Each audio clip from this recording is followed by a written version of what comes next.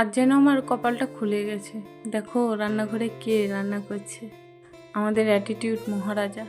জানো তো কালকে বাড়ি আসতে আসতে প্রায় 10টা বেজে গেছিলো। আমাদের এই বনগা লাইনে মাঝে মধ্যে লাইনের সমস্যা হয়। ট্রেন একটু গন্ডগোল ছিল বলে কালকে আমি 10টায় বাড়িতে ঢুকেছি।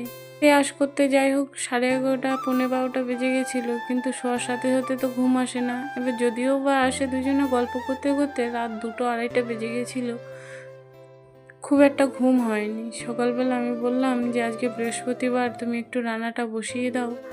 আজকে বৃহস্পতিবার, পুজো করতে আমার একটু সময় লাগবে, আমি এইদিকে কাজগুলো গুছিয়ে নিই, তুমি ভাতটা বেড়ে দিও, গুছিয়ে দিও, তাহলেই হবে। তো তাড়াতাড়ি উঠে ভাতটা বসিয়ে দিয়েছে। আমি আমার মতো আশেপাশেগুলো সেরে বিছনাপত্রগুলো গুছিয়ে ঘরটা মুছে তারপর পুজো দেব। আমাদের এই ট্রেনের গন্ডগোলের জন্য মাঝে মধ্যে প্রায়ই আমার বাড়ি আসতে লেট হয়ে যায়। এবার জানোই তো যে একা মানুষ, একটু লেট হলে বড্ড অসুবিধা হয়ে যায়। কালকেও রাতে ম্যাগি করে আমার জন্য বারবার ফোন করছিল যে তুমি কোথায় আছো, আমি এইসব রান্নাবান্না করে বাড়ি বসে আছি, তুমি এখনো আসছো না।